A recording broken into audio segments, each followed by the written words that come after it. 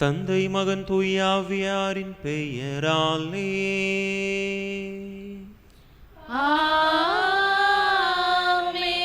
நம் ஆண்டவராகிய இயேசு கிறிஸ்துவின் அருளும் கடவுளின் அன்பும் தூய ஆவியாரின் நட்புறவும் உங்கள் அனைவரோடும் இருப்பதாக.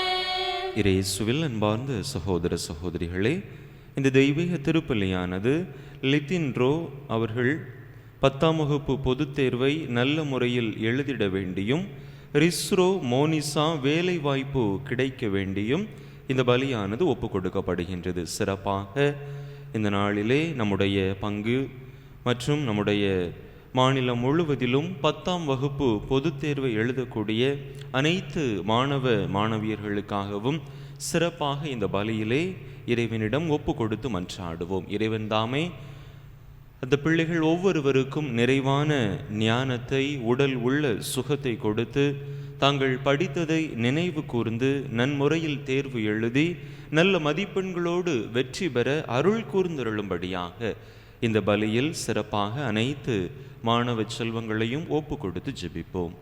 தகுதியான விதத்தில் இந்த பலியை ஒப்பு கொடுக்க தடையாக இருக்கக்கூடிய நம்முடைய பாவங்கள், குற்றங்கள், குறைகள், பலவீனங்கள் அனைத்தையும் நினைத்து பார்த்து இறைவனிடத்திலே மன்னிப்பு வேண்டுவோம். எல்லாம் வல்ல இறைவனிடமும் சகோதர சகோதரிகளே, உங்களிடமும் நான் பாவி என்பதை ஏற்றுக்கொள்கிறேன். ஏனெனில் சிந்தனையாலும் சொல்லாலும் செயலாலும் கடமைகள் தவறியதாலும் பாவங்கள் பல செய்தே. என் பாவமே, என் பாவமே, என் பெரும் பாவமே.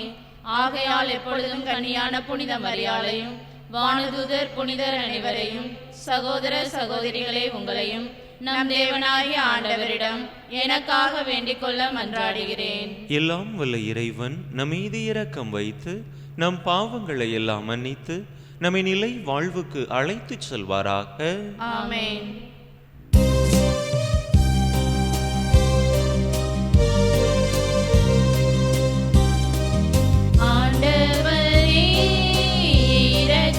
இரக்கமாயிரும்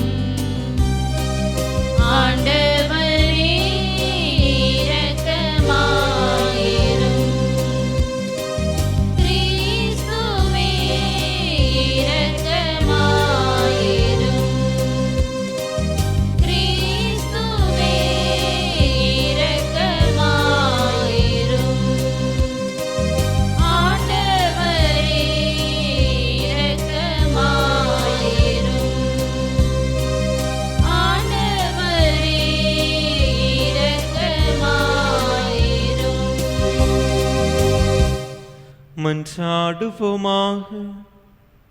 ஆண்டவரே, தவக்கால முயற்சிகளால் பயிற்சியும் உமது வார்த்தையால் ஊட்டமும் பெறும் நாங்கள் புனித ஒருத்தல் முயற்சிகளால் முழு இதயத்தோடு எங்களை உமக்கு அர்ப்பணித்து வாழ உம்மை வேண்டுகின்றோ. இவ்வாறு உம்மை நோக்கி மன்றாடுவதில் நாங்கள் என்றும் ஒன்றுபட்டிருக்கவும் அருள்வீராக. உம்மோடு தூயாவியாரின் ஒன்றிப்பில் ஒரே இறைவனாய் என்றென்றும் வாழ்ந்து ஆட்சி செய்கின்ற எங்கள் ஆண்டவரும் உம் திருமகனுமாகிய இயேசு கிறிஸ்து வழியாக உம்மை மன்றாடுகின்றோ.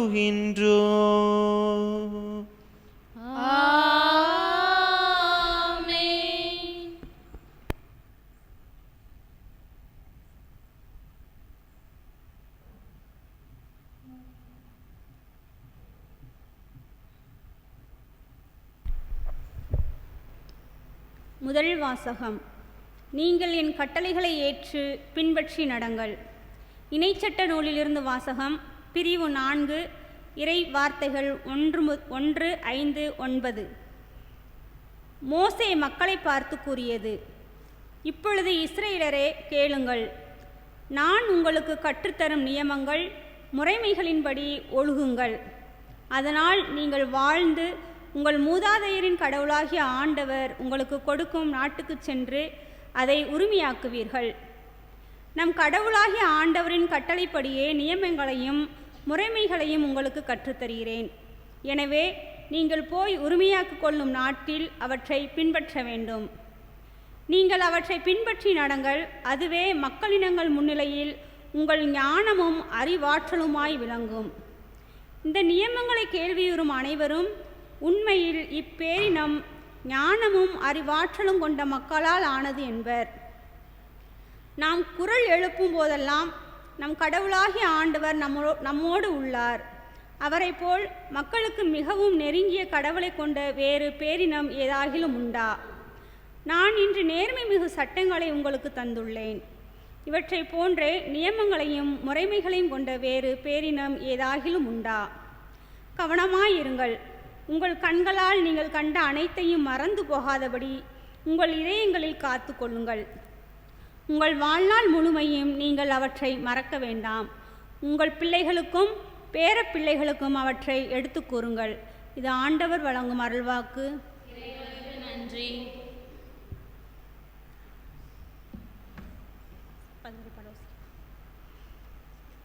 திருப்பாடல் 147. பல்லவி. எருசலேமே ஆண்டவரை போற்றுவாயாக. எருசலேமே ஆண்டவரை போற்றுவாயாக. எருசலேமே ஆண்டவரை போற்றுவாயாக. சீயோனே உன் கடவுளை புகழ்வாயாக. அவர் உன் வாயில்களின் தாள்களை வலுப்படுத்துகின்றார். உன்னிடமுள்ள உன் பிள்ளைகளுக்கு ஆசி வழங்குகின்றார். பல்லவி. எருசலேமே ஆண்டவரை போற்றுவாயாக. அவர் தம் கட்டளையை உலகினுள் அனுப்புகின்றார். அவரது வாக்கு மிகவும் விரைவாய் செல்கின்றது. அவர் வெண்கம்பளி போல் பனியை பொழியச் செய்கின்றார். சாம்பலை போல் உறை பனியை தூவுகின்றார். பல்லவி. எருசலேமே ஆண்டவரை போற்றுவாயாக. யாக்கோப்புக்கு தமது வாக்கையும் இஸ்ரேலுக்கு தம் நியமங்களையும் நீதி நெறிகளையும் அறிவிக்கின்றார். பல்லவி. எருசலேமே ஆண்டவரை போற்றுவாயாக.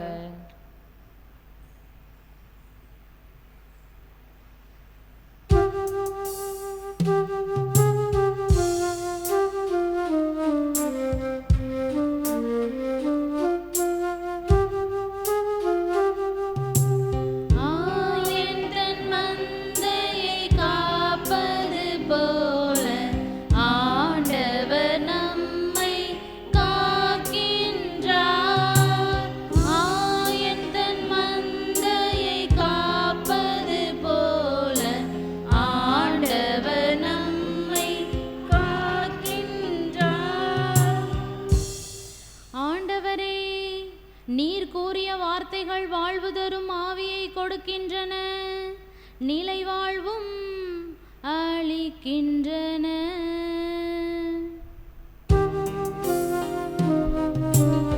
ஆயந்தன் மந்தையை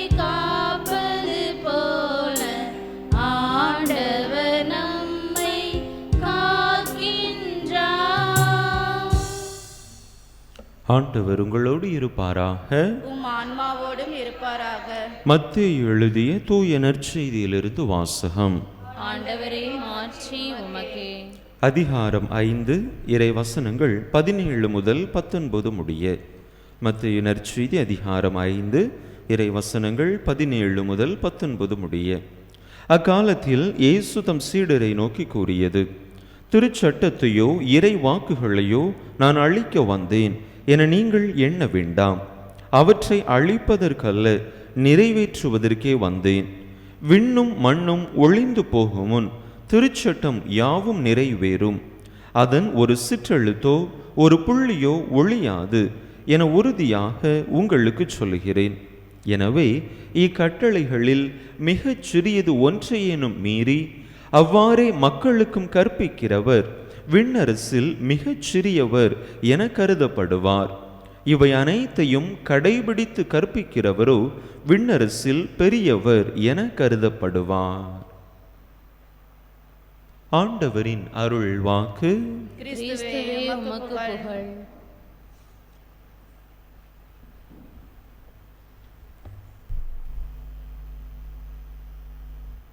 இயேசுவில் அன்பார்ந்த சகோதர சகோதரிகளே, இன்று 2 வாசகங்களுமே கட்டளைகளை குறித்து, அவற்றின் முக்கியத்துவத்தை குறித்து நமக்கு எடுத்து எம்புகின்றன.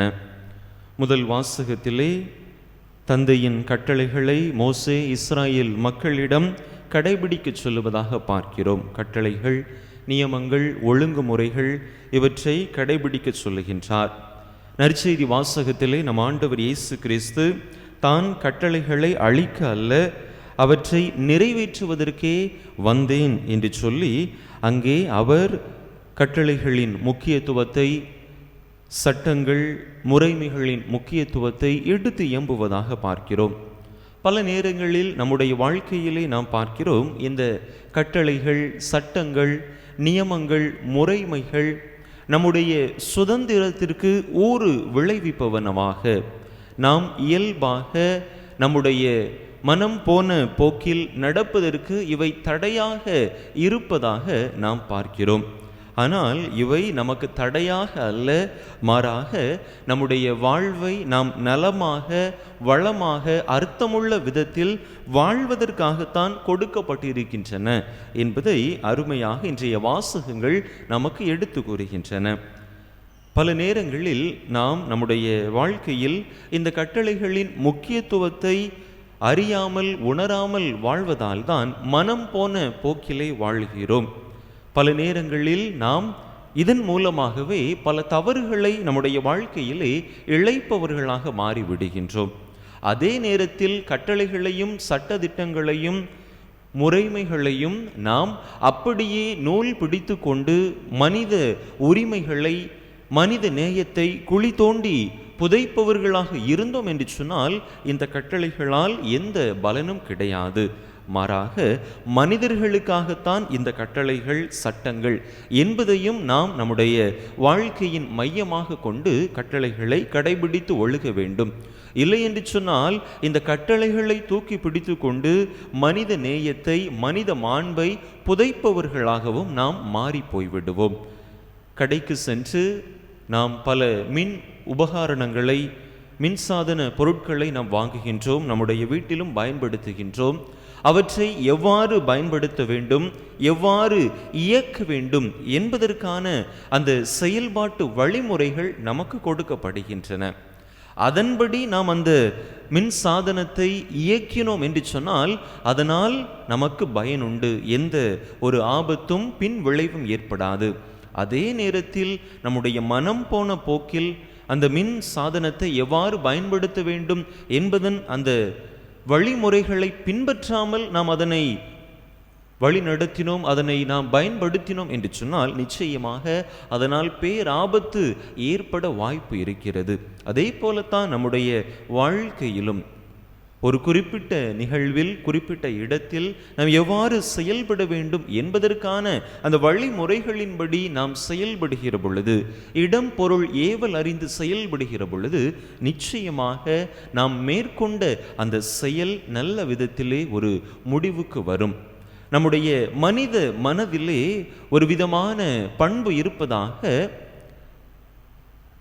சைக்கலாஜிஸ்ட் சிக்மண்ட் ஃப்ராய்டு என்பவர் சொல்லுவார். உளவியலாளர் சிக்மண்ட் ஃப்ராய்டு மனிதர்களுடைய ஆழ் மனதில் இன்பத்தை தேடக்கூடிய லிட் என்று சொல்லப்படக்கூடிய அந்த இன்பத்தை தேடக்கூடிய ஒரு தன்மை, ஒரு நிலைமை நம்முடைய உள்ளத்தில் இருக்கின்றது.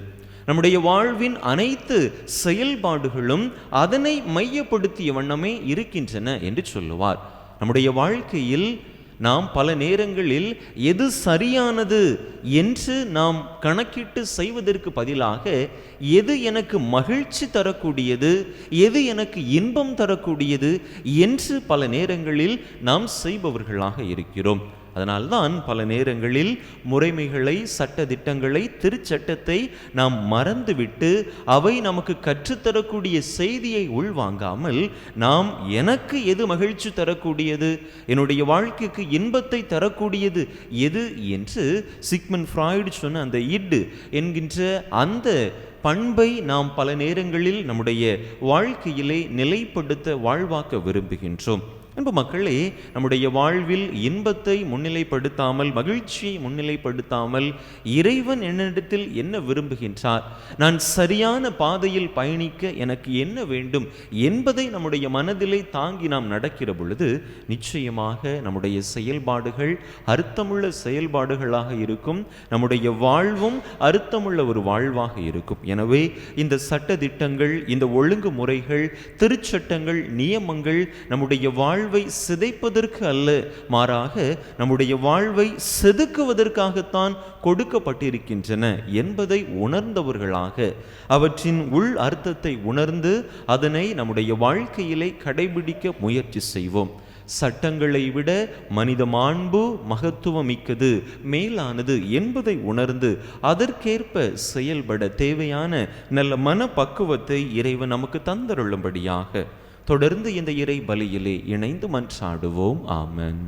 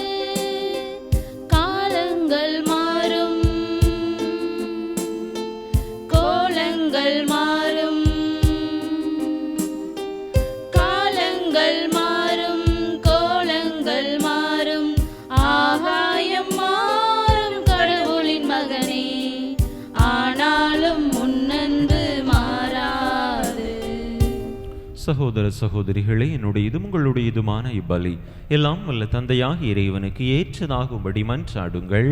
ஆண்டவர் தமது திருப்பெயரின் புகழ்ச்சிக்காகவும் மாட்சிக்காகவும் நமது நன்மைக்காகவும் புனித திரு அவை அனைத்து நலன்களுக்காகவும் உமது கையிலிருந்து இப்பலியை ஏற்றுக்கொள்வாராக. ஆண்டவரே, உமக்கு ஒப்பு கொடுக்கப்படும் இப்பலி பொருட்களோடு உம் மக்களின் மன்றாட்டுக்களையும் ஏற்றருள உம்மை வேண்டுகின்றோம். உமறை நிகழ்வுகளை கொண்டாடும் எங்களை ஆபத்துக்கள் அனைத்திலிருந்தும் காத்தருள்வீராக. எங்கள் ஆண்டவராகிய கிறிஸ்து வழியாக உம்மை மன்றாடுகின்றோம்.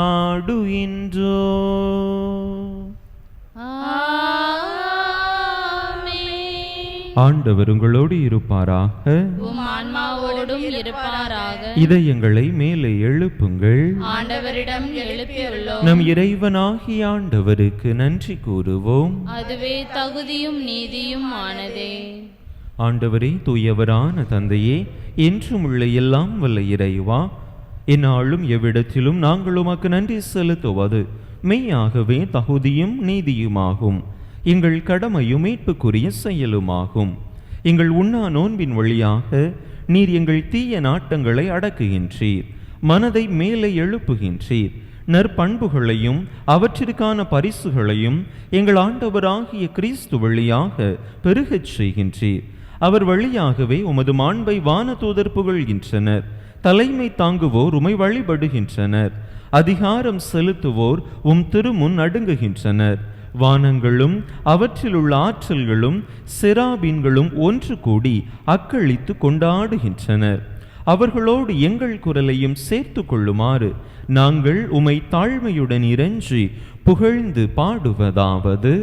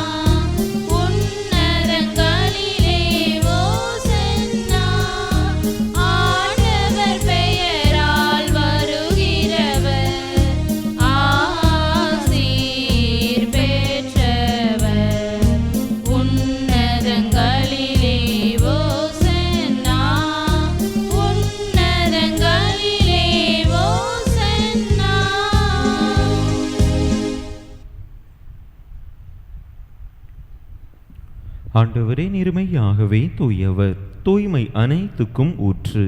ஆகவே உம்முடைய ஆவியை பொழிந்து இக்காணிக்கைகளை தூய்மைப்படுத்த உம்மை வேண்டுகின்றோம். இவ்வாறு எங்கள் ஆண்டவர் இயேசு கிறிஸ்துவின் உடலும் இரத்தமுமாக எங்களுக்கு இவை மாறுவனவாக. அவர் பாடுபட விளம் கனிந்து தம்மை கையளித்த போது அப்பத்தை எடுத்து நன்றி செலுத்தி அதை பிட்டு தம் சீடர்களுக்கு அளித்து அவர் கூறியதாவது: அனைவரும் இதிலிருந்து பெற்று உண்ணுங்கள், ஏனெனில் இது உங்களுக்காக கையளிக்கப்படும் என் உடல்.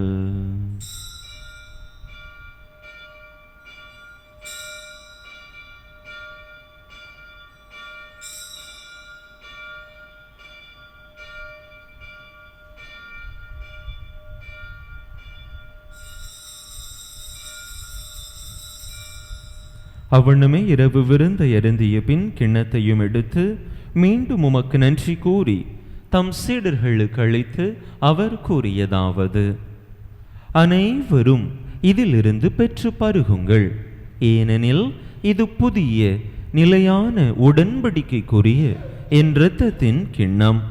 இது பாவ மன்னிப்புக்கென்று உங்களுக்காகவும் பலருக்காகவும் சிந்தப்படும்.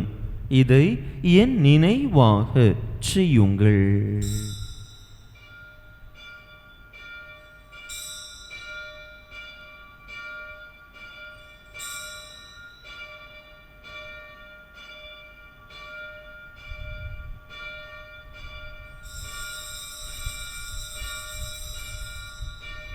நம்பிக்கையின் மறைபொருள்.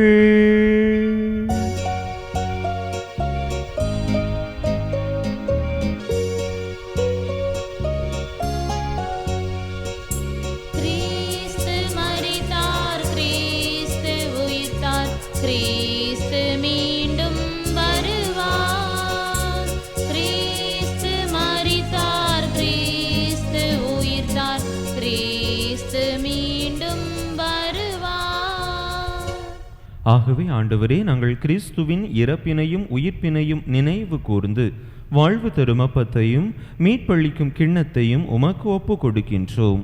உம் திருமுன்னின்று உமக்கு ஊழியம் புரிய தகுந்தவர்கள் என எங்களை ஏற்றுக்கொண்டீர். எனவே உமக்கு நன்றி செலுத்துகின்றோம். மேலும் கிறிஸ்துவின் உடலிலும் இரத்தத்திலும் பங்கு கொள்ளும் எங்களை தூய ஆவியார் ஒன்று சேர்க்க வேண்டுமென உமை தாழ்மையுடன் மன்றாடுகின்றோம். ஆண்டவரே, உலகெங்கும் பரவியிருக்கும் உமது திரு அவையை நினைவு கூர்ந்தருளும். எங்கள் திருத்தந்தை லியோ, எங்கள் ஆயர் ஸ்டீஃபன், எல்லா திருநிலையினர் ஆகிய அனைவரோடும் உமது திரு அவை அன்பில் நிறைவு பெறச் செய்தருளும். மேலும் உயிர்த்தெழும் எதிர்நோக்குடன் துயில் கொள்ளும் எங்கள் சகோதர சகோதரிகளையும் இறந்தோர் அனைவரையும் இரக்கத்துடன் நினைவு கூர்ந்து உமது திருமுக ஒளியினுள் ஏற்றருளும். எங்கள் அனைவர் மீதும் இரக்கமாயிரும். கடவுளின் கன்னித்தாயும் எங்கள் பாதுகாவலியுமான புனித ஜெபமாலை அன்னை, அவருடைய கணவரான புனித யோசேப்பு, புனித திருத்தூதர்கள், இவ்வுலகில் உமக்கு உகந்தவராயிருந்தோர் ஆகிய புனிதர் அனைவருடனும் நாங்கள் நிலை வாழ்வில் பங்கு கொள்ளும் தகுதி பெற்று உம் திருமகன் இயேசு கிறிஸ்து வழியாக உமை புகழ்ந்தேத்தும் வரமருள உமை மன்றாடுகின்றோம்.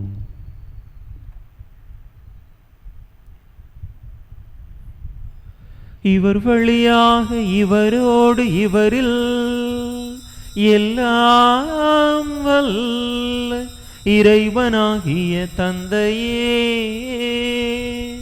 தூய ஆவியாரின் ஒன்றிப்பில் எல்லா புகழும் மாட்சியும் என்றென்றும் உமக்கு உரியதே.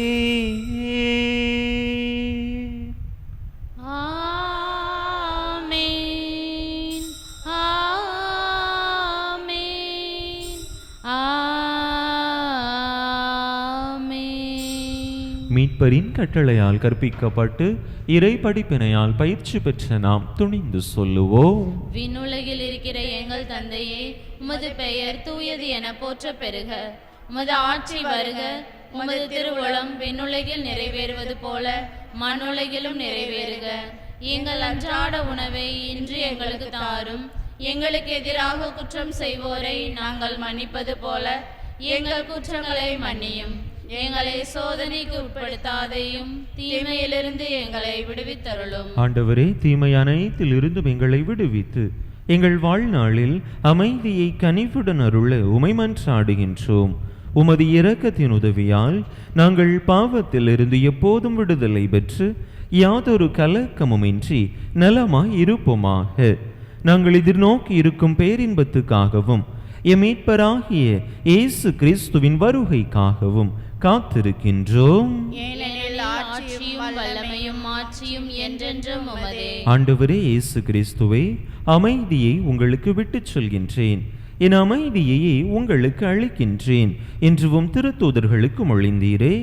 எங்கள் பாவங்களை பாராமல் உமது திரு அவையின் நம்பிக்கையை கண்ணோக்கி உமது திருவுளத்துக்கு ஏற்ப அதற்கு அமைதியையும் ஒற்றுமையையும் அளித்தருள்வீராக. என்றென்றும் வாழ்ந்து ஆட்சி செய்கின்றவர் நீரே. ஆண்டவருடைய அமைதி உங்கள் அனைவரோடும் என்றும் இருப்பதாக. ஒருவருக்கொருவர் கிறிஸ்து வழங்கும் அமைதியை பகிர்ந்து கொள்வோம்.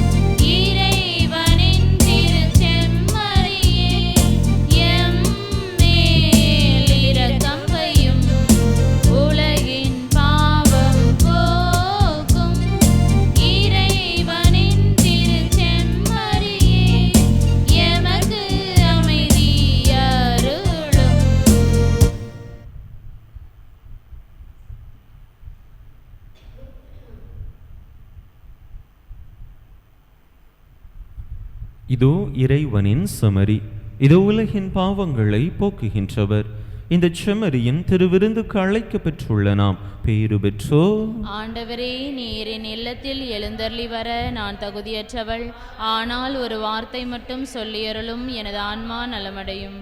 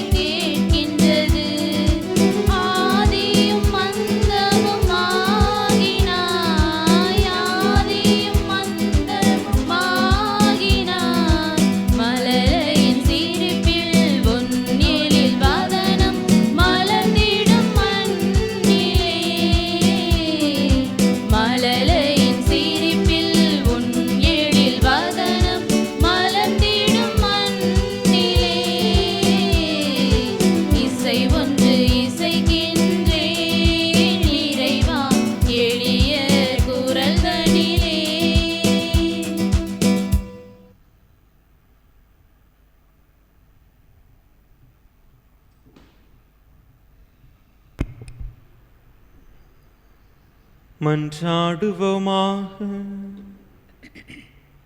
ஆண்டவரே, எங்களுக்கு ஊட்டமளிக்கும் விண்ணக விருந்து எங்களை புனிதப்படுத்துவதாக. தவறுகள் அனைத்திலிருந்தும் அது எங்களை தூய்மைப்படுத்தி மறு உலக வாக்குறுதிகளுக்கு எங்களை தகுதியுள்ளவர்கள் ஆக்குவதாக. எங்கள் ஆண்டவராகிய கிறிஸ்து வழியாக உம்மை மன்றாடுகின்றோ.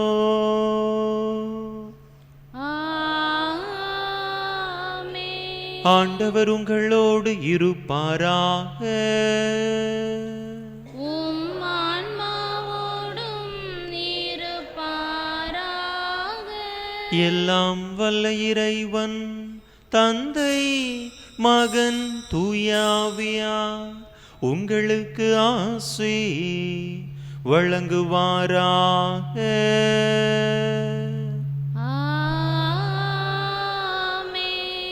இறையாசிரை நிறைவாக பெற்றவர்களாக சென்று வாருங்கள், திருப்பலி நிறைவேறிற்று.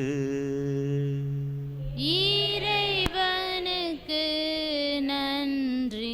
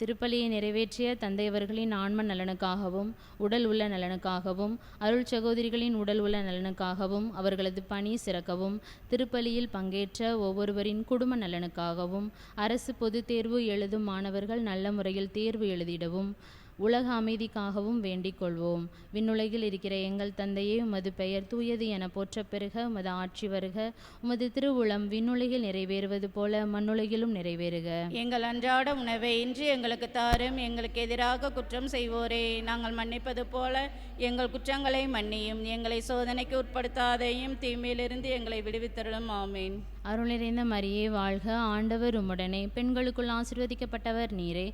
உம்முடைய திருவயிற்றின் கனியாகிய இயேசுவும் ஆசி பெற்றவரே. புனித மரியே, இறைவனின் தாயே, பாவியலாய் இருக்கிற எங்களுக்காக இப்பொழுதும் எங்கள் இறப்பின் வேளையிலும் வேண்டிக் கொள்ளும். ஆமீன்.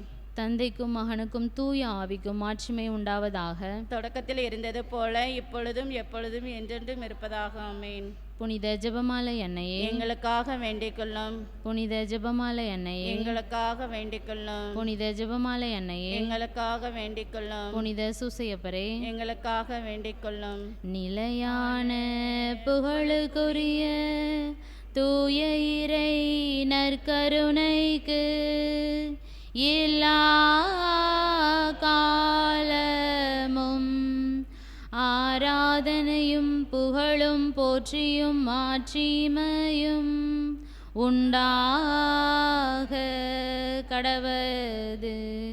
தந்தை மகன் தூய ஆவியாரின் பெயராலே ஆமேன்.